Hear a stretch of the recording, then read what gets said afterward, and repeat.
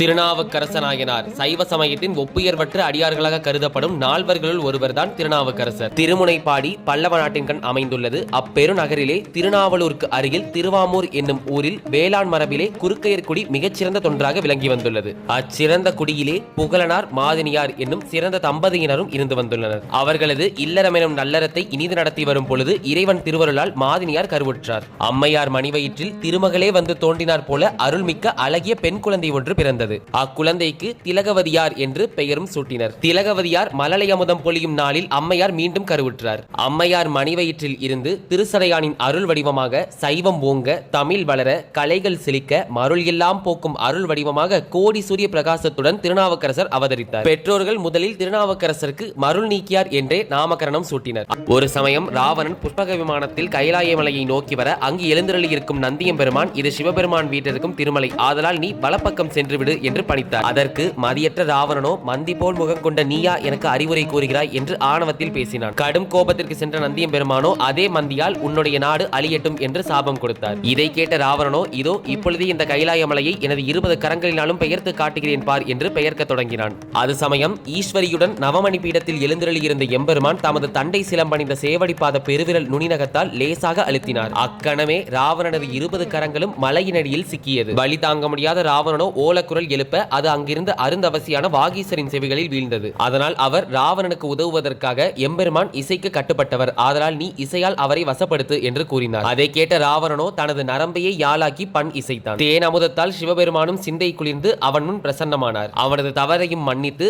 சந்திகாசம்ய என்னும் வாளை அளித்ததோடு 50 லட்சம் ஆண்டுகள் உயிர் வாழும் பெரும் பேற்றினையும் தந்தார். அதே சமயம் கடும் கோபத்தில் இருந்த நந்தியம்பெருமானோ ராவணனுக்கு உதவிய வாகீச முனிவரை பூலோகத்தில் பிறக்குமாறு சாபம் கொடுத்தார். அதன் பொருட்டே திருநாவுக்கரசர் பூலோகத்தில் தோன்றினார். அருள் நீக்கியார் என பெயர் கொண்ட திருநாவுக்கரசரும் அவருடைய தமக்கையாராகிய திலகவதியாரும் குழந்தை பருவத்தை கடந்து கல்வி கேள்விகளில் மேம்பட்டு விளங்கி வந்திருக்காங்க. அப்பொழுது கலிப்பகையார் எனும் சேனாதிபதிக்கும் திலகவதியாருக்கும் மனம் பேசி முடிச்சிருக்காங்க. இத்தருணத்துல திருநாவுக்கரசரின் தந்தையாகிய புகழனார் விண்ணுலகை எய்திட கணவன் போன துயரத்தை தாங்க முடியாத மாதினியாரும் சிவபெருமான் திருவடிகளை சேர்ந்திருந்தாங்க. பெற்றோர்களை இழந்த வேதனையில் திருநாவுக்கரசரும் அவருடைய தமக்கையாரும் தவித்துக் கொண்டிருக்கும் பொழுது கலிப்பகையார் ஒரு போரில் உயிர் துறந்த செய்தி கேட்டு மேலும் வேதனைக்குள்ளாகிறாங்க. வேதனையுற்ற திலகவதியாரோ தன்னுடைய மனதளவில் கணவனாக ஏற்ற கலிப்பகையார் இல்லாத செய்தி கேட்டு இவ்வுலக வாழ்க்கையை முடித்துக் கொள்ள விரும்பினார். ஆனால் மருள் நீக்கியாரோ, நீ சென்று விட்டால் இவ்வுலக வாழ்க்கையை நானும் முடித்துக் கொள்வேன் என்று கூற திலகவதியார் தன்னுடைய முடிவை மாற்றிக் கொள்கிறார். மேலும் திருநாவுக்கரசர் அறச்சாலைகள், தண்ணீர் பந்தல்கள் என நிறுவி பாகுபாடின்றி தர்மங்களை செய்து வந்திருக்கிறார். மேலும் சமண நூல்களை எல்லாம் கற்க வேண்டும் என்ற எண்ணம் எழவே மருள் நீக்கியாரோ அருகிலுள்ள பாடலிபுரத்திற்கு சென்று அங்குள்ள ஒரு சமண பள்ளியில் சேர்ந்தார். மருள் நீக்கியாரின் பெரும் புலமையை கண்டு பாராட்டிய சமணர்கள் அவருக்கு தர்மசேனர் என்னும் பட்டத்தை கொடுத்து கௌரவித்தார்கள். ஒருமுறை பௌத்தியர்களை வாதில் வென்று சமண சமயத்தின் தலைமை பதவியையும் பெற்றிருக்காரு மருள் நீக்கியார். ஆனால் இதற்கு நேர்மாறாக அவரது தமக்கையாரான திலகவதியாரோ சைவ சமயத்தில் மிகுந்த பற்றுடையவராய் திகழ்ந்து வந்திருக்காங்க. அருள் நீக்கியாராகிய திருநாவுக்கரசரின் தமக்கையாராகிய திலகவதியாரோ திருநாவுக்கரசர் சமண சமயத்தில் புலமை பெற்று விளங்குவது கேட்டு மிகவும் மனவேதனைக்கு ஆளாகிறாங்க. இதனால் தன்னுடைய உடன் பிறந்தோன் எப்படியாவது சைவத்திற்கு திரும்ப வேண்டும் என்று சிவபெருமானிடம் அவர் வேண்டாத நாள் இல்லை.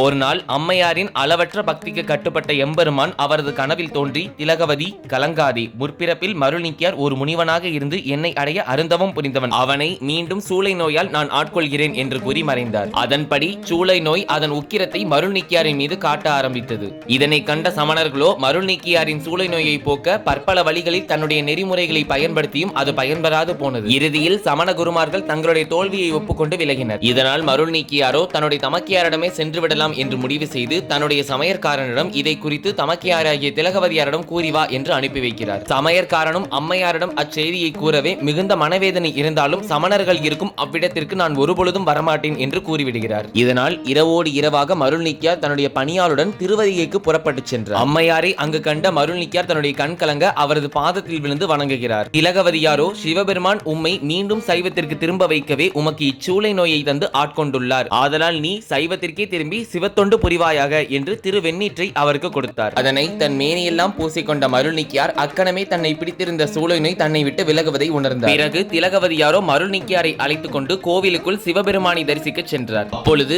சந்நிதியில் சைவ பலமாக நின்று கொண்டிருக்கும் மருள் நீக்கியாரோ, கூற்றாயிரவாறு விளக்ககிலீர் கொடுமை பெல செய்தன நானறியேன், ஏற்றாயடிக்கே இரவும் பகலும் பிரியாது வணங்குவன் எப்பொழுதும், தோற்றாதன் வகிற்றின் அகம்படியே குடரோடு துடக்கி முடக்கியிட ஆற்றேன் அடியேன் அதுகை கெடில வீரட்டான துறை அம்மானே என தொடங்கும் பதிகம் பாடி அருளினார். இப்பதிகத்தினை பாடி முடிக்க அவரை பற்றி இருந்த சூளை நோய் அறவே நீங்கியது. விளங்கியது. அப்பொழுது விண்வெளியே ஓர் அசரீரி கேட்டது. இனிய செந்தமிழ் பாக்களால் திருப்பதிக தொகையை பாடி அருளிய தொண்டனே, இனி நீ நாவுக்கரசு என்ற நாமத்தால் ஏழுலகமும் போற்ற பெறுவாய் என்று அருளினார் சிவபெருமான். அனைத்து உறவுகளுக்கும் இங்கு ஒரு சிறிய வேண்டுகோளை வைத்துக் கொள்கிறேன். அப்பர், தருமசேனர், மருள் நீக்கியார் இவை அனைத்தும் திருநாவுக்கரசரின் திருநாமங்கள். இதுபோன்று பல நாமங்கள் அவருடைய சிறப்பு பெயர்களாக அவருடைய சிறப்பை உணர்த்துவதற்காக வழங்கப்பட்டது. ஆதலால் நான் இங்கு எந்த ஒரு நாமத்தை கூறினாலும் அவை அனைத்தும் திருநாவுக்கரசரையே குறிக்கும். வெகுண்டெழுந்த சமணர்களோ திருநாவுக்கரசரை எப்படியாவது ஒழித்து கட்டுகிறோம் என்று வீண் சபதம் செய்து கொண்டு நாட்டு மன்னனை காண புறப்பட்டார்கள். மன்னனை கண்ட அச்சமணர்களோ தருமசேனர் தன்னை சூளை நோய் பற்றி கொண்டதாக பொய் கூறி மீண்டும் சைவ சமயத்திற்கு சென்று விட்டார் என்று கூறுகின்றனர்.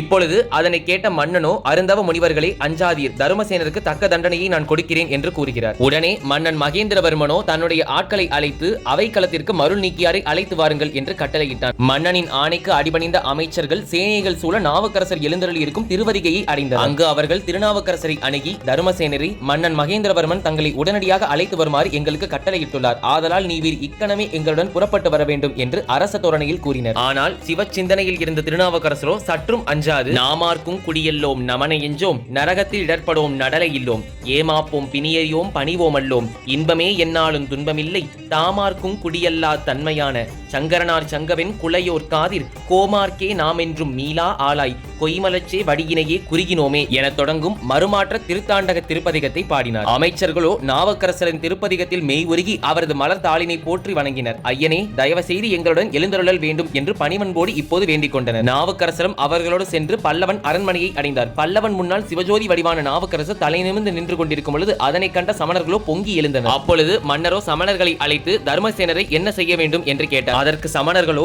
அரசே, திருவெண்ணீற்றை அணியும் இத்தருமசேனரை சுண்ணாம்பு காலவாயில் தள்ள வேண்டும் என்று கூறினார். அதை கேட்ட மன்னனோ எவ்வித விசாரணையும் இன்றி சமண மயக்கத்தில் அமைச்சர்களிடம் தர்மசேனரை சுண்ணாம்பு காலவாயில் தள்ளுமாறு கட்டளையிட்டார். மன்னன் ஆணைப்படி அவர்களும் நாவுக்கரசரை கொழுந்துவிட்டு எரியும் தீயுடன் கூடிய நீற்றறையில் விடுத்து கதவை அடைத்து வெளியே காவல் புரிந்தனர். ஆனால் எம்பெருமான் நாமத்தையே மனதில் தியானித்துக் கொண்டிருந்த திருநாவுக்கரசருக்கோ இறைவன் அருளால் வெப்பமிகுந்த அந்த சுண்ணாம்பு நீற்று இளவேநீர் காலத்தில் வீசும் குளிர் தென்றலை போல இன்பத்தை கொடுத்தது. இதனையெல்லாம் கண்டு பிறைமுடி வேணியரை நினைத்து மகிழ்ந்த திருநாவுக்கரசரோ, மாசில் வீணையும் மாலை மதியமும் வீசு தென்றலும் வீங்கில வேணிலும் மூசு வண்டரி பொய்கையும் போன்றதே ஈசன் எந்தை இணையடி நீலலே என தொடங்கும் திருப்பதிகத்தை பாடினார். 7 நாட்கள் கழித்து மன்னனின் கட்டளைப்படி சமண குருமார்கள் அறையை திறந்து பார்க்க வந்தனர். ஆனால் திருநாவுக்கரசரோ சிவ சிந்தனையில் மகிழ்ந்து கொண்டிருந்தார். அவருக்கு எவ்வித ஊனமும் தீங்கும் நேராததை கண்ட சமண குருமார்கள் மன்னனை அணுகி, அரசே, தருமசேனர் நமது சமண நூல்களில் இரவாமல் இருப்பதற்கு கூறப்பட்டுள்ள மந்திரங்களை ஜபித்து சாகாமல் உயிர் தப்பியுள்ளார் என்று கூறினர். அது கேட்ட பல்லவ மன்னனோ, அங்கனமாயின் இப்பொழுது தர்மசேனரை யாது செய்தல் வேண்டும் என்று கேட்டான். அதற்கு சமணர்களோ கொடிய நஞ்சு ஊட்டி கொள்ள வேண்டும் என்று கூறினர். அவ்வாறே நாவுக்கரசருக்கு நஞ்சு கலந்த பால் சோற்றை கொடுத்தனர். ஆனால் ஆலகாலம் உண்ட அந்த சர்வேஸ்வரனின் பக்தராகிய திருநாவுக்கரசருக்கோ அது அமுதமாக மாறிவிட்டது. இதை கண்ட சமணர்களோ இம்முறை மத யானையால் இடரச் செய்து கொன்றுவிடலாம் என்று மன்னனிடம் கூறினர். அக்கணமே மன்னனும் அவ்வாணையை பிறப்பித்தான். மத யானையோ திருநாவுக்கரசரை நெருங்கிக் கொண்டிருந்தது. ஆனால் நாவுக்கரசரோ சிவ சிந்தனையில் இருந்து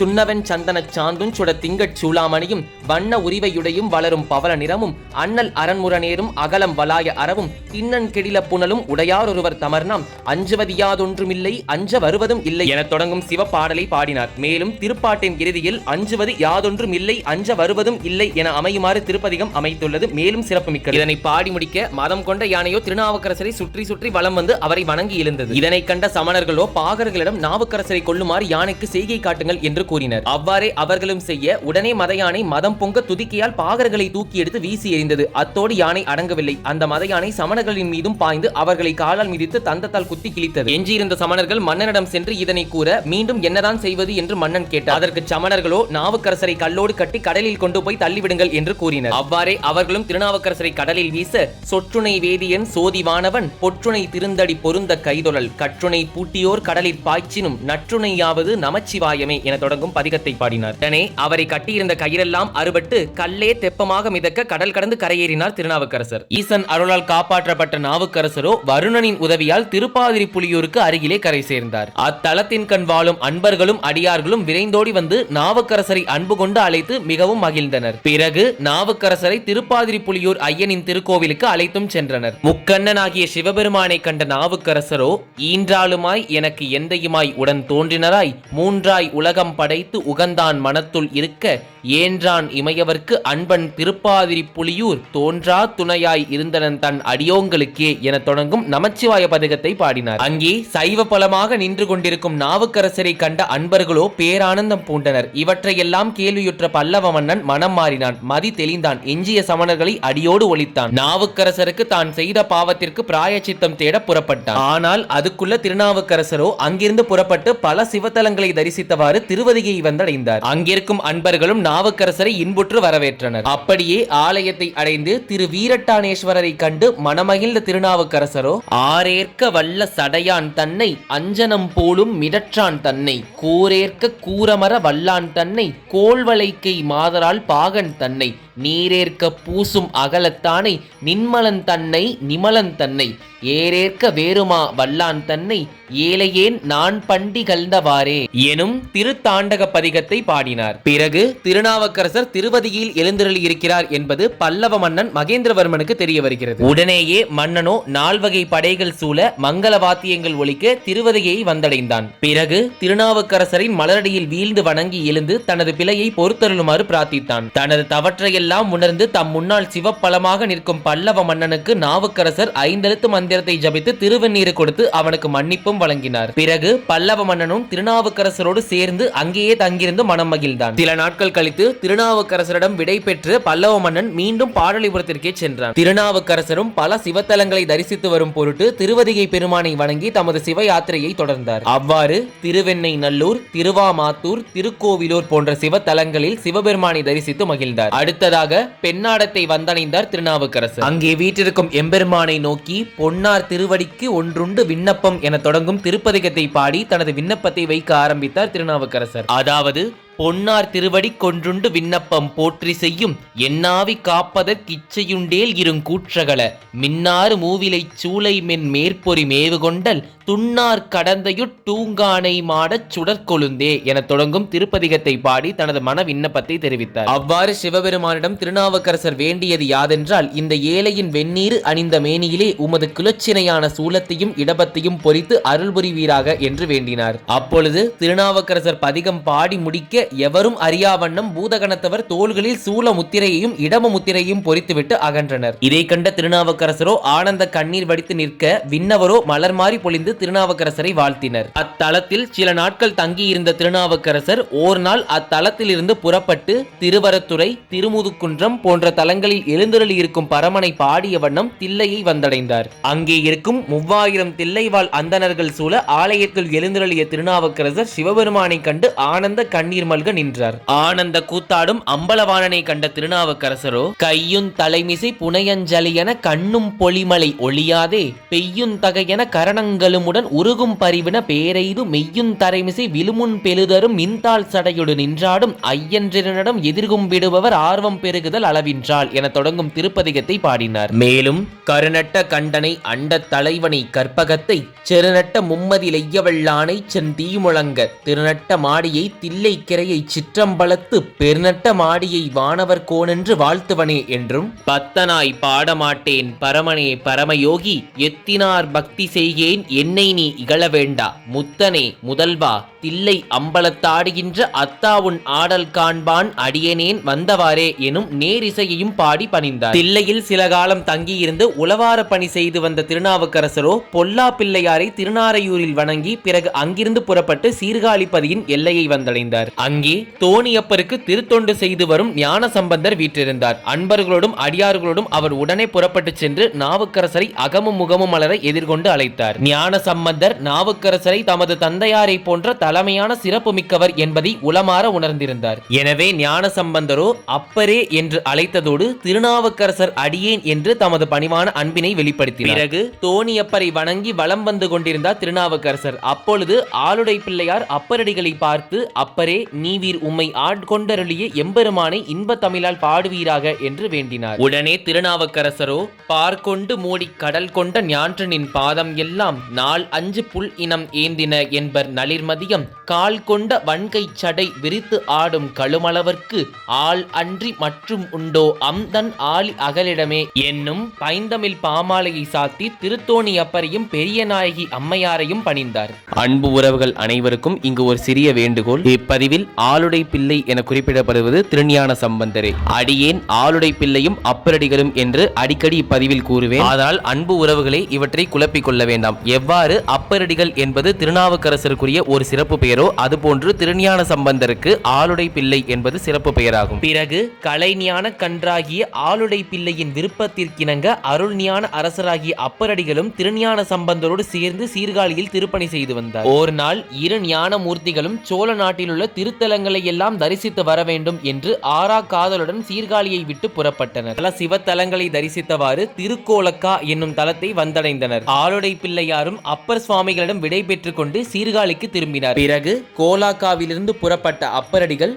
கருப்பற்றியலூர், திருப்புன்கூர், நீடூர், திருக்குறுக்கை, வீராட்டம், திருநின்றையூர், திருநெல்லிப்பள்ளி வழியாக பல சிவத்தலங்களை தரிசித்தவாறு திருச்சத்தி முற்றத்தை வந்தடைந்தார். உமாதேவியார் போற்றி பணிந்த புனித தலமாகிய திருச்சத்தி முற்றத்தில் எழுந்தருளியிருக்கும் இறைவனை வணங்கி வழிபட்டார். அங்கே திருநாவுக்கரசராகிய அப்பரடிகளோ, எம்பெருமானே, கூற்றவன் வந்து எனது உயிரை கவர்ந்து செல்லும் முன் உமது திருவடி அடையாளம் பதியுமாறு அடியேன் சென்னி மீது வைத்து அருள வேண்டும் என்று வேண்டி, கோவாய் முடுகியடுதிரர் கூற்றங் குமைப்பதன் முன் பூவார் அடிச்சுவடன் மேற் பொறித்துவை போகவிடின் மூவா முழுப்பலி மூடுங்கண்டாய் முழங்குந்தலர்க்கை தேவா திருச்சத்தி முற்றத்துறையும் சிவ கொழுந்தே என தொடங்கும் பதிகத்தை பாடி முடிக்க திருநல்லூருக்கு வா என்று அப்பரடிகளுக்கு அருள் புரிந்தார் எம்பெருமான். அவ்வாறே திருநல்லூர் என்னும் பழம்பதியை வந்தடைந்தார் நாவுக்கரசர். அப்பொழுது கருணை கடலாகிய சிவபெருமானாகிய நல்லூர் பெருமானார், திருச்சத்தி முற்றத்தில் நீ என்னிடம் வேண்டினாய் அல்லவா, அதன்படி உம்முடைய எண்ணத்தை நிறைவேற்றுகிறோம் என்று திருவாய் மலர்ந்து தமது திருப்பாத மலர்களை அப்பர் சுவாமிகளின் சென்னியின் மீது சூட்டி அருளினார். பக்தியில் தத்தளித்துக் கொண்டிருந்த நாவுக்கரசரோ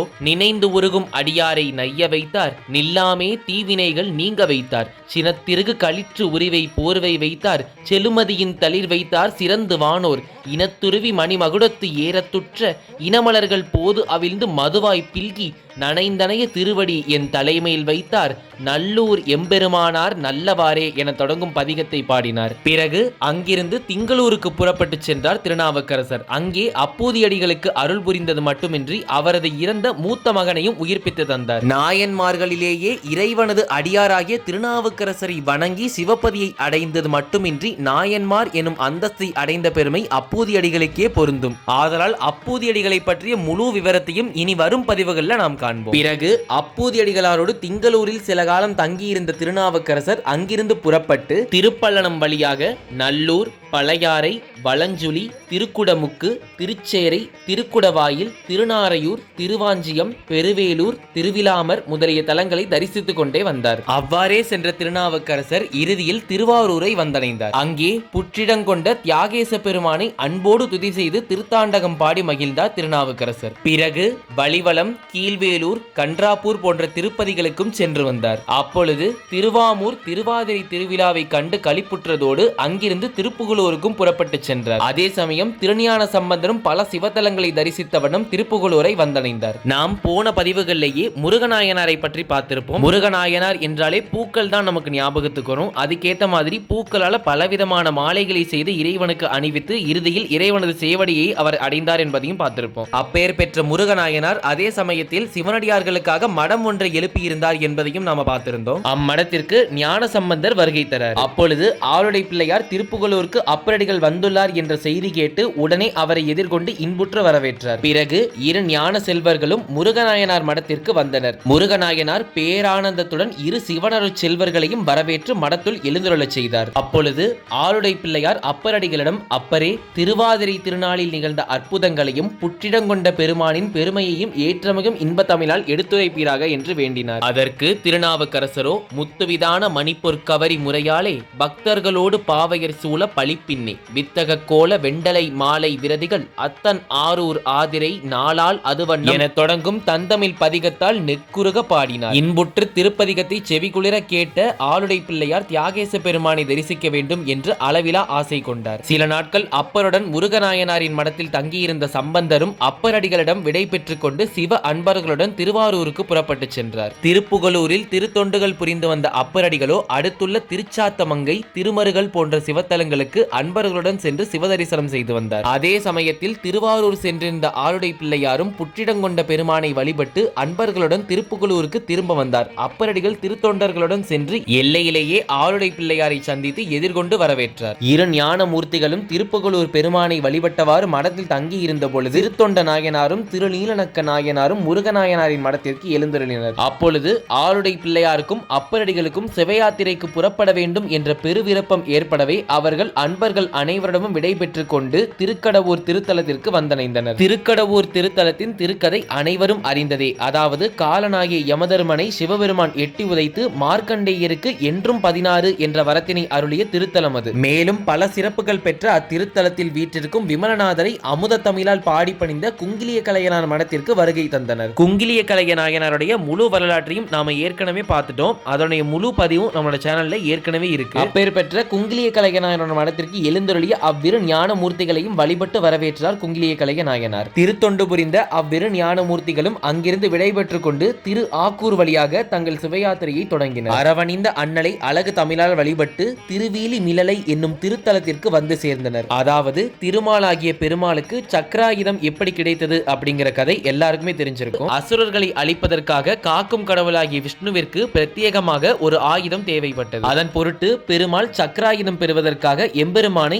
1008 கமல மலர்கள் அதாவது தாமரை மலர்களால் வழிபட்டார். அப்பொழுது எம்பெருமான் அம்மலருள் ஒரு மலர் குறையுமாறு செய்தருளினார். அதை அறியாத பெருமாளோ ஒவ்வொரு மலர்களாக எடுத்து 5 எழுத்து மந்திரத்தை ஓதி அர்ச்சனை செய்து வந்தார். இறுதியில் ஒரு மலர் குறைகிறது என்பதை உணர்ந்து உளம் உருகினார். சிவ பூஜை தடைபடக்கூடாது என்று உணர்ந்த பெருமாளோ கமலம் போன்ற தனது கண்களையே பிடுங்கி அர்ச்சனைக்கு உபயோகப்படுத்த முயற்சித்தார். இதனை கண்ட எம்பெருமான் திருமாலின் அன்பிற்கு கட்டுப்பட்டு சக்கராயுதத்தை கொடுத்து அருளினார். திருமால் விழிகளில் ஒன்றை எடுத்து இறைவனுக்கு அர்ச்சிக்க துணிந்ததால் இத்திருத்தலம் திருவீலி மிலலை என்னும் திருநாமத்தை பெற்றது. திருவீலி மிலலையை வந்தடைந்த இரு ஞான மூர்த்திகளும் அதாவது திருநாவுக்கரசரும் திருஞான சம்பந்தரும் கோயிலை வலம் வந்து அங்கு வீட்டிற்கும் திருவீலி மிலலையானை வணங்கி அங்கேயே சில காலம் தங்கியிருந்து திருத்தொண்டுகள் பல புரிந்து வந்தனர். இந்த சமயத்தில் வானம் பொய்த்தது. மழையின்றி எங்கும் வறட்சி ஏற்பட்டது. நாடெங்கும் விளைச்சல் இல்லாமற் போனது. மக்கள் தாங்க முடியாத பஞ்சத்தால் பெரிதும் துயருற்றனர். இதனை கண்ட இரு ஞான மூர்த்திகளும் இறைவனிடம் முறையிட்டு இதனை தீர்க்குமாறு வேண்டிக் கொண்டனர். அப்படி இருக்க ஒரு நாள் எம்பெருமான் இரு ஞான மூர்த்திகளுடைய கனவிலும் எழுந்தருளி உங்களை தொழுது வழிபடும் தொண்டர்களுக்காக உங்களுக்கு தினந்தோறும் படிக்காசு தருவோம். அதனை கொண்டு அடியார்களின் அவல நிலையை அகற்றுங்கள் என்று திருவாய் மலர்ந்து மறைந்தார். மறுநாள் எம்பெருமான் கனவில் கூறியது போன்றே கிழக்கு பீடத்தில் ஆளுடை பிள்ளையாகிய திருஞான சம்பந்தருக்கும் மேற்கு பீடத்தில் அப்பரடிகளுக்கும் பொற்காசுகளை வைத்திருந்தார். ஞான மூர்த்திகளும் படிக்காசுகளை கொண்டு பண்டங்கள் வாங்கி வந்து அடியார்களுக்கு அமுதளிக்க வகை செய்தனர். மீண்டும் இறைவன் திருவருளால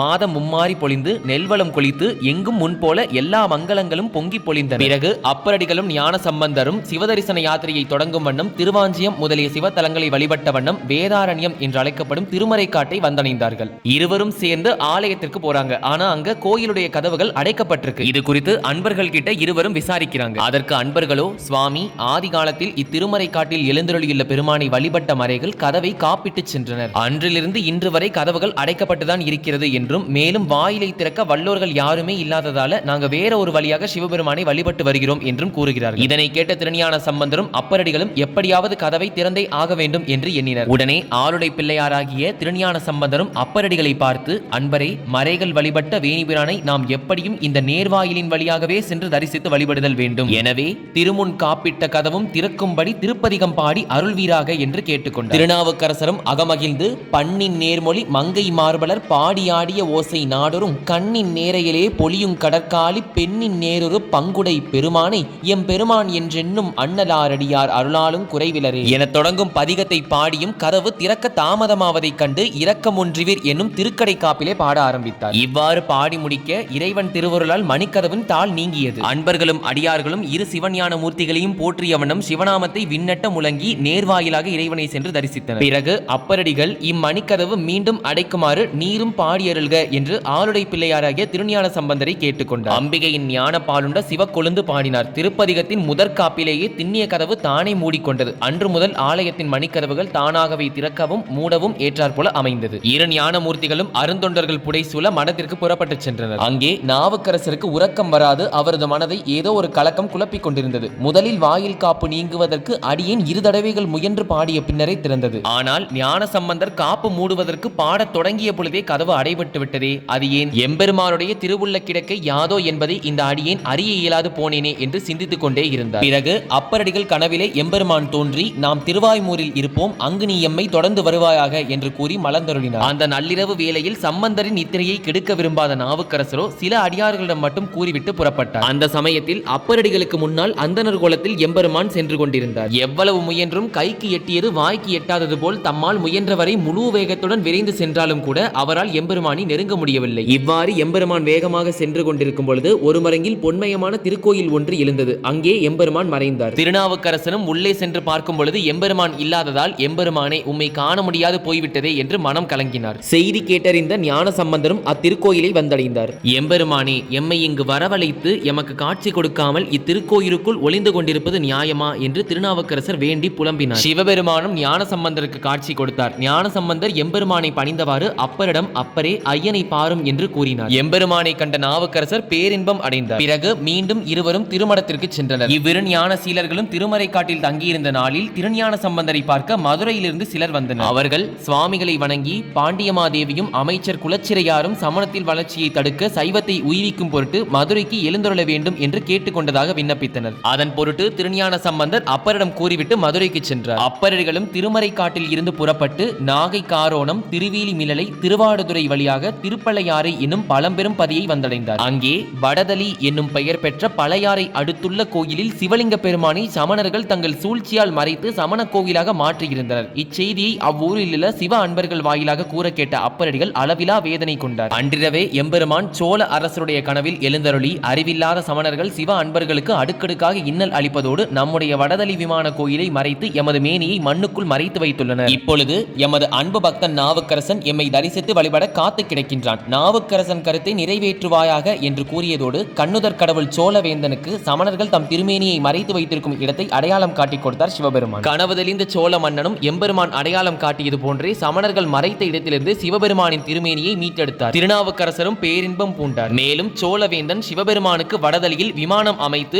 நல்லோரையில் பெருவிழா நடத்தி சிவலிங்க பெருமானை பிரதிஷ்டை செய்தார். முன்போல் நித்திய பூஜைகள் சிறப்பாக நடந்தது. திருநாவுக்கரசரும் வடதலியில் எழுந்தருளியிருக்கும் எம்பெருமானை வழிபட்ட பிறகு பல சிவத்தலங்களை வழங்கிய வண்ணம் திருவானைக்கா, திருவெரும்பியூர், திருச்சிராப்பள்ளி, திருக்கக்குடி, திருப்பாத்துறை வழியாக திருப்பைஞ்சீலியை நோக்கி புறப்பட்டார். பல நாட்கள் தொடர்ந்து நடந்ததால பசி, தாகம் இவையெல்லாம் சோர்வினை ஏற்படுத்தி அப்பரடிகளை வாட்டி வதைத்தது. இருப்பினும் இதை எதனையும் பொருட்படுத்தவில்லை திருநாவுக்கரசர். ஆதலால் எம்பெருமான் தமது தொண்டரின் வேதனையை போக்க திருவுள்ளம் கொண்டார். திருப்பைங்கீலியை நோக்கி செல்லும் வழியில் குளிர்நீர் பொய்கையையும் எழில்மிகு சோலையையும் உருவாக்கினார். அத்தோடு அந்தணர் கோலத்தில் கையில் பொதிச்சோற்றுடன் அப்பரடிகள் வரும் வழியில் அவரை எதிர்பார்த்து வீட்டிருந்தார். சற்று நேரத்தில் அப்பரும் அவ்வழியே வந்து சேர்ந்தார். எம்பெருமான் அப்பரடிகளுக்கு பொதிசோறு கொடுத்தார். அப்பரடிகளும் பொதிசோற்றை உண்டு அருகிலுள்ள குளத்தில் குளிர்ந்த நீர் பருகி தளர்வு நீங்க பெற்றார். பிறகு அந்தணர் கோலத்தில் இருந்த எம்பெருமான் தானும் திருப்பைங்கீலியை நோக்கித்தான் சென்று கொண்டிருக்கிறேன் என்று கூறி திருநாவுக்கரசரோடு சேர்ந்து புறப்பட்டார். ஆலயம் வந்ததும் நீலகண்ட பெருமானாகிய எம்பெருமான் மாயமாக மறைந்தார். அந்தணர் வடிவில் தம்மோடு எழுந்தருளியது எம்பெருமான் என்பதை உணர்ந்த அப்பர் எல்லையில்லா பரமனை போற்றி பணிந்தார். பிறகு அங்கிருந்து புறப்பட்டு வட திசையில் உள்ள திருவண்ணாமலை போன்ற பல சிவத்தலங்களை வழிபட்ட வண்ணம் தொண்டை நாட்டு பதிகளை தரிசிக்க வேண்டும் என்ற பெரு விருப்பத்துடன் திருவோத்துறை வந்தடைந்தார் அப்பரடிகள். அங்கு எழுந்தருளி இருக்கும் வேதம் போதும் பெருமானை கண்டு கழித்து பாடி பேரின்பம் அடைந்தார். சிறிது காலம் அத்திருத்தலத்தில் தங்கியிருந்து உளவார பணிபுரிந்து வந்தார் திருநாவுக்கரசர். அவ்வாறே அங்கிருந்து விடையேறும் பெருமானிடம் விடை பெற்றுக் கொண்டு காஞ்சி மாநகரை வந்தடைந்தார் திருநாவுக்கரசர். அங்கிருக்கும் அன்பர்கள் திருநாவுக்கரசரை வணங்கி ஏகாம்பரநாதர் கோயிலுக்கு அழைத்துச் சென்றனர். ஒவ்வொரு சிவாலயத்திற்கு பிறகும் பெரும் வரலாறே இருக்கும். அதன் பொருட்டு ஏகாம்பரநாதருக்கும் ஒரு பெரிய வரலாறு உண்டு. தேவாதி தேவர்களும் ரிஷிகளும் முனிவர்களும் தொண்டர்களும் அடியவர்களும் என எம்பெருமானை போற்றி வணங்காதவர்கள் யாரும் இல்லை. அப்படி இருக்க சிவபெருமானின் திருமேனியிலே பாதியாகவும் சிவபெருமானின் ஹிருதயத்தில் என்றும் நிலைத்து நிற்பவளுமாகிய அனைத்து உலகத்திற்கும் தாயாகிய அம்பாளை இப்பூலோகத்திற்கு வந்து சிவபெருமானை பூஜித்த ஸ்தலம்தான் ஏகாம்பரேஸ்வரர் திருத்தலம். அம்பாள் பூஜித்த ஸ்தலம் என்பதனால் இத்திருத்தலம் மிகவும் பிரசித்தி பெற்றதாக விளங்கி வருகிறது. ஒருமுறை கைலாயத்தில் சிவபெருமான் யோகத்தில் இருந்து சிருஷ்டியை பரிபாலித்துக் கொண்டிருக்கும் பொழுது அம்பாள் விளையாட்டுத்தனமாக அவரது கண்களை தனது கைகளால் மூடிவிட்டார். இதனால் கிரகங்கள் இயங்காமல் போனது, சூரியனும் உதிக்காமல் போனது, உலகம் இரண்டு இயக்கம் நின்று போனது. தனது தவற்றை உணர்ந்த அம்பாளோ சிவபெருமானிடம் மன்னிப்பு கேட்க தண்டனை அனுபவித்தே தீர வேண்டும் என்று கூறுகிறார் சிவபெருமான். அதனால் பூலோகத்தில் தன்னை எண்ணி தவம் இயற்றும்படி இவ்விடத்திற்கு அனுப்பி வைக்கிறார் சிவபெருமான். இவ்வாறு காஞ்சிக்கு வந்த அம்பாளோ ஒரு மாமரத்தின் அடியில் மணநாள் லிங்கத்தை பிடித்து வைத்து பஞ்ச அக்னியின் மத்தியில் நின்றபடி தவம் செய்தாள். அம்பாளை அன்பாக சோதிக்கும் வண்ணம் சிவபெருமான் தன் தலையில் குடிகொண்டிருக்கும் கங்கையை பூமியில் ஓடவிட்டார். லிங்கம் கரைந்து விடுமோ என அஞ்சிய அம்பாளோ லிங்கத்தை மார்போடு கட்டி அணைத்து காத்தாள். சிவபெருமானின் மனம் குளிர்ந்து போனது. தன்மேல் அன்பு கொண்டு ஆட்சி செய்யும் மீனாட்சியாக தன்னையே ஆட்சி செய்து வரும் அம்பாளின் உண்மையான பக்தியையும் ஆசை காதலையும் கண்ட சிவபெருமான் மகிழ்ச்சியுற்று அங்கே எழுந்தருளினார். பிறகு அம்பாளை திருமணம் செய்து கொண்டு மீண்டும் தன்னுடனே அழைத்துச் சென்றார். அம்பாள் அனைத்த சிவன் என்பதால் சுவாமிக்கு தழுவ குலைந்த நாதர் என்ற பெயரும் இருக்கிறது. அம்பாள் லிங்க பிரதிஷ்டை செய்து வழிபட்ட மாமரமோ 3000 ஆண்டுகளுக்கு முந்தையது என்றும் மிகவும் புனிதமானது என்றும் கூறுகின்றனர். மேலும் 4 வேதங்களை 4 கிளைகளாக கொண்ட இத்தெய்வீக மரம் இனிப்பு, புளிப்பு, துவர்ப்பு, கார்ப்பு ஆகிய 4 வகை சுவைகளை கொண்ட கனிகளை தரவல்லது. இவ்வளவு சிறப்புகளை கொண்ட ஏகாம்பரேஸ்வரரை வழிபட்ட திருநாவுக்கரசரோ திருக்கழுக்குன்றம், திருவான்மியூர், மயிலாப்பூர், திருவொற்றியூர், திருப்பாச்சூர், திருவாலங்காடு, திருக்காரிகை வழியாக திருக்காலத்தி மலையை அணுகினார். அன்பு உறவுகளே, திருக்காலத்தி மலை ஞாபகம் இருக்கிறதா? அதாவது கண்ணப்ப நாயனாரின் வரலாற்றிலே திருக்காலத்தி மலையிலே தான் திருக்காலத்தி அப்பர் கண்ணப்ப நாயனாருக்கு காட்சி கொடுத்தார் என்பது குறித்து நாம் பார்த்திருப்போம். கண்ணப்ப நாயனாரின் முழு வாழ்க்கை வரலாற்றையும் அடியேன் 300 பதிவுகளில் பதிவிட்டிருக்கிறேன். இப்பொழுது திருக்காலத்தி அப்பரையும் திருக்காலத்தி அப்பரின் வலப்பக்கத்தில் வில்லேந்து நிற்கும் அருள் வல்லவர் கண்ணப்ப நாயனாரது திருச்சேவடைகளையும் வணங்குகிறார் திருநாவுக்கரசர். பிறகு திருப்பருபதம் என்னும் ஸ்ரீசைலத்தை வந்தடைந்தார் திருநாவுக்கரசர். இத்திருத்தலத்தில் தான் நந்தியம்பெருமான் எம்பெருமானை தவஞ்செய்து வரம் பெற்று இம்மலை வடிவாக எழுந்தருளி எம்பெருமானை தாங்குகிறார் என்பது புராண வரலாறு. தேவர்களும் சித்தர்களும் கிங்கணர்களும் நாகர்களும் இயக்கர்களும் மிஞ்சையர்களும் சிவ முனிவர்களும் தினந்தோறும் போற்று மகிழ்ந்து வணங்கி வழிபடும் மல்லிகார்ஜுனேஸ்வரரை உளம் குளிர கண்டு பக்தி பாமாலை சாற்றி வழிபட்டார் திருநாவுக்கரசர். பின்னர் அங்கிருந்து புறப்பட்டு தெலுங்கு நாடு, மாலவதேசம், மத்திய பிரதேசம் முதலியவற்றை கடந்து காசியை வந்தடைந்தார் நாவுக்கரசர். அங்கே வீட்டிற்கும் தடங்கண்ணி தாயாரையும் விஸ்வலிங்கத்தையும் போற்றி தமிழ் பதிகம் பாடியருளினார் அப்பரடிகள். அங்கிருந்து அப்பரடிகள் தம்முடன் வந்த அன்பர்களை விட்டுவிட்டு திருக்கயிலாய மலைக்கு புறப்பட்டு சென்றார். இவ்வாறு புறப்பட்டு சென்ற நாவுக்கரசரோ தனக்கு நேரப்போகும் துன்பங்கள் எதனையும் பொருட்படுத்தாது சிவநாமத்தையே குறிக்கோளாக கொண்டு நடக்கலானார். இவ்வாறு நாவுக்கரசர் அனுபவித்த வேதனைகளோ கொஞ்ச நெஞ்சம் இல்லை. அடர்ந்த காடுகளையும் உயர்ந்த மலைகளையும் காட்டாறுகளையும் கடந்து கங்கை வேணீர் மீது தாம் கொண்டுள்ள அரும்பெரும் காதலுடன் தன்னந்தனியாக வழி நடக்கலானார் அப்பரடிகள். காய், கனி, கிழங்கு, குலை முதலியவற்றை உண்பதையும் அறவே நிறுத்திவிட்டார். இரவென்றும் பகலென்றும் பாராமல் பரமன் மீது ஆறா காதல் போன்று நடந்து செல்லலானார். அத்திருவருட்செல்வரது பட்டு பாதங்கள் தேயத் தொடங்கின. இவ்வாறு அப்பரடிகள் நடந்து கொண்டே பாலைவனத்தை கடக்கும் நிலைக்கும் வந்தார். கதிரவனின் கொடிய வெப்பத்தால் பாலைவனத்தில் நடந்த அவரது திருவடிகள் பரடு வரையும் தேய்ந்தன. கால்கள் தேய்ந்து ரத்தம் சொட்ட தொடங்கின. இருப்பினும் நாவுக்கரசரோ திருக்கைகளை ஊன்றி தத்தி தத்தி சென்றார். அதனால் கைகளும் மணிக்கட்டு வரை தேய்ந்து விடவே மார்பினால் தவழ்ந்து சென்றார் திருநாவுக்கரசர். சற்று நேரத்திற்கு பிறகு மார்பும் தேய்ந்து குருதி பொங்க சதைப்பற்று அற்று எலும்புகள் முறிந்தன. உடல் தசைகள் கெட உடம்பை உருட்டி கொண்டே சென்றார் நாவுக்கரசர். இவ்வாறு புற உறுப்புகள் அனைத்தும் உபயோகமற்று போனதும் அப்பரடிகள் செய்வதறியாது நிலத்தில் வீழ்ந்தார். அந்த சமயத்தில் அப்பரடிகள் வீழ்ந்து கிடக்கும் இடத்திற்கு அருகே ஒரு அழகிய தாமரை தடாகத்தை தோற்றுவித்தார் சிவபெருமான். ஓர் தவசி வடிவம் கொண்டு அப்பர் எதிரில் தோன்றிய சிவபெருமான் விழிகளை மூடியவாறு சயனித்திருந்த அப்பரடிகள் கண்ணை திறந்து பார்த்தபோது தம்மை சுற்றி தடாகமும் அத்தடாகத்திற்கே அருந்தவசியும் இருக்க கண்டு வியந்தார். அப்பொழுது அருந்தவசி வேடத்தில் இருந்த சிவபெருமானோ, அன்பரே, உள்ளம் உருக உடல் தேய்ந்து சிதைந்து அழிந்து போகும் அளவிற்கு இந்த கொடிய கானகத்தில் யாது கருதி இவ்வாறு செய்கிறீர் என்று கேட்டார். அதற்கு நாவுக்கரசரோ, கையிலேயே வீட்டிற்கும் மலைமகளையும் எம்பெருமானையும் தரிசிப்பதற்காகவே சென்று கொண்டிருக்கிறேன் என்று கூறினார். அது கேட்ட அருந்தவசியோ புன்னகை பூத்ததோடு, அப்பனே, பாம்பணிந்த பரமேஸ்வரர் பார்வதியுடன் வீட்டிற்கும் கைலை மலையை மானுடர் சென்று காண்பது என்பது ஆகாத காரியமப்பா என்று கூறுகிறார். அப்படி இருக்க இறைவன் தரிசனம் உனக்கு மட்டும் எப்படியப்பா கிட்டும்? பேசாமல் வந்த வழியே திரும்ப போய்விடு, இல்லையில் உன்னுடைய உடம்புதான் அழிந்து போகும் என்று கூறுகிறார். அதற்கு ஞான செல்வராகிய திருநாவுக்கரசரோ, அழியப் போகும் இந்த உடலுக்காக ஒருபோதும் அஞ்சேன். கைலை மலை பூமியில் எழுந்தருளியிருக்கும் என் அப்பனின் ஆனந்த தாண்டவத்தை கண்டு கழித்த பின்னரன்றி நான் மீளேன். இந்த பொய்யான மெய்யுடம்பை ஒருபோதும் திரும்பச் சுமந்து செல்ல மாட்டேன் என்று தவசியாக வந்த பெருமான் முன் கூறினார். இவ்வாறு கூறி முடிக்க தவசி உருவில் இருந்த சிவபெருமானோ அக்கணமே அவ்விடத்தில் இருந்து மறைந்தார். நாவுக்கரசர் வியப்புற்றார். அக்கணமே தேவர்கள் அனைவரும் வானத்தில் தோன்றி மலர் மாறி பொழிந்து நாவுக்கரசரை வாழ்த்தினர். அங்கே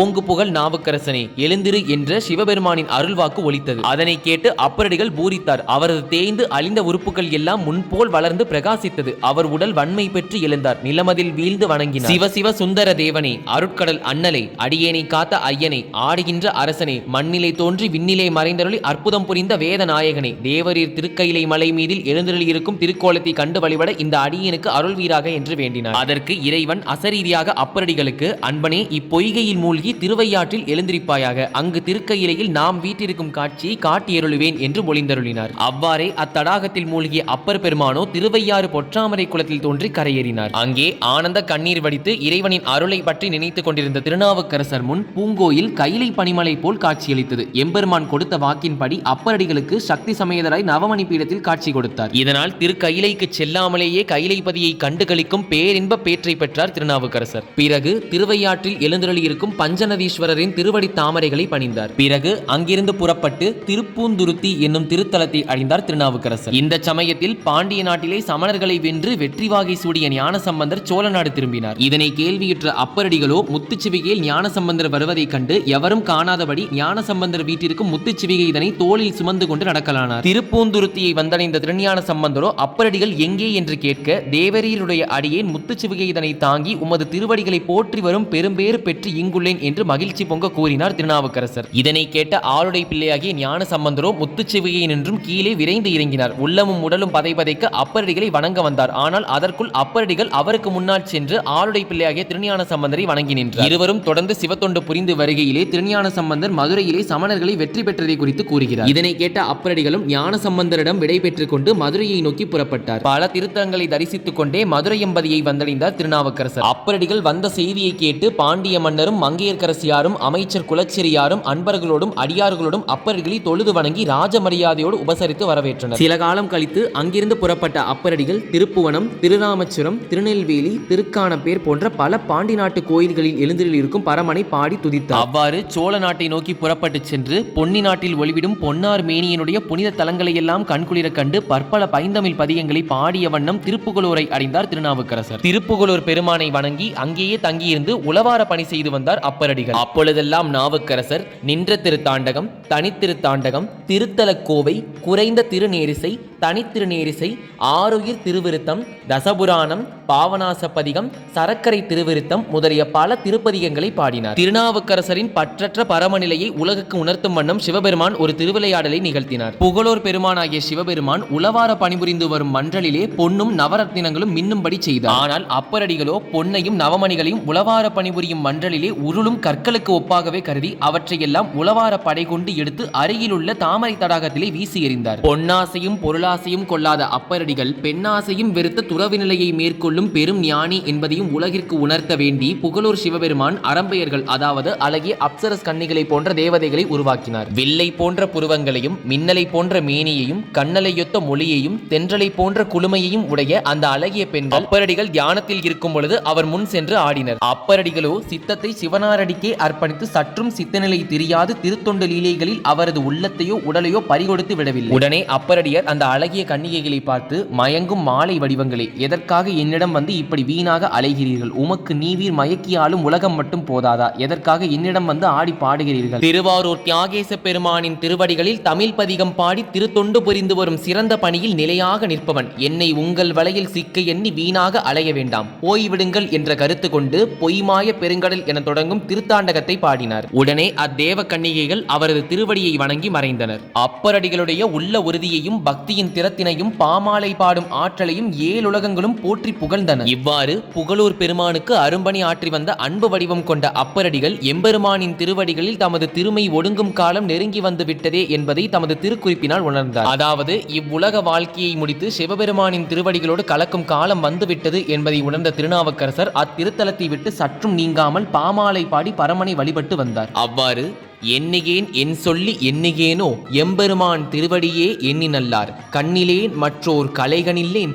கலலடியே கைதொழுது காணி நல்லால், ஒன்னுலே 9 வாசல் வைத்தாய் ஒக்க அடைக்கும் போது உணரமாட்டேன், புண்ணியா உன்னடிக்கே போதுகின்றேன் பூம்புகலூர் மேவிய புண்ணியனே என தொடங்கும் திருத்தாண்டக பதிகத்தை பாடினார். இவ்வாறு இப்புவி மீதினில் தோன்றி மக்களின் வாழ்வு உய்ய வழிகாட்டிய திருநாவுக்கரசர் எம்பெருமானின் சேவடியை பாமாலையால் பூஜித்து திருச்செவியை செந்தமிழால் குளிரச் செய்தார். இத்துணை திருத்தொண்டுகள் புரிந்த திருநாவுக்கரசர் சித்திரை திங்கள் சதயம் நட்சத்திரத்தில் சிவானந்த ஞான வடிவே ஆகிய சிவபெருமானுடைய பொன்மலர் சேவடிக்கில் அமர்ந்தருளி பேரின்ப பெருவாழ்வு பெற்றார். விண்ணவரும் மலர் மாறி பொழிந்தனர். தேவ துந்திபிகள் 5 விண்ணில் முழங்கின. எல்லா உயிர்களும் நிறைந்த மகிழ்ச்சியால் உளம் நிறைவு பெற்று நின்றன. அப்பரடிகளாக அவதரித்த வாகீச முனிவர் வேணிபிரானின் திருப்பாத நிழலில் வைகும் நிலையான சிவலோக பதவியை பெற்றார். முன்போல் திருக்கையிலாய மலையில் தவ ஞானியாக எழுந்தருளினார். சிவபெருமானின் அருளால் இப்புவி மீதினில் பல தொண்டுகள் புரிந்த திருநாவுக்கரசர் இறுதியில் சிவபெருமானின் திருவடிகளையே அடைந்திருந்தாலும் அவர் எப்பொழுதும் நம்முடனேயே நமது உள்ளத்தில் இருக்கின்றார். ஆதலால் என்றும் நமக்கு திருநாவுக்கரசரின் அருளும் அந்த ஈசனது அருளும் பரிபூரணமாக கிடைக்க வேண்டும் என்று வேண்டி இத்துணை காலம் தொடர்ந்து பொறுமையோடு திருநாவுக்கரசரது வாழ்க்கை வரலாற்றை கண்டதோடு இந்த அடியனுக்கு ஆதரவு கொடுத்தமைக்காக எமது மனமார்ந்த நன்றிகளை தெரிவித்துக் கொண்டு திருநாவுக்கரசரது இனியதொரு வாழ்க்கை வரலாற்றை இங்கு நிறைவு செய்கின்றேன். அடியேன் நிச்சயமாக திருநாவுக்கரசரது முழு வாழ்க்கை வரலாற்றையும் ஒரே பதிவாக பதிவிட முயற்சி செய்கின்றேன். திருநாவுக்கரசரது புகழ்பெற்ற வாழ்க்கை வரலாறு மிக பெரிது என்பதால் என்பதனால் அதனை குறுகிய காலகட்டத்தில் அடியேனால் கொடுக்க முடியவில்லை.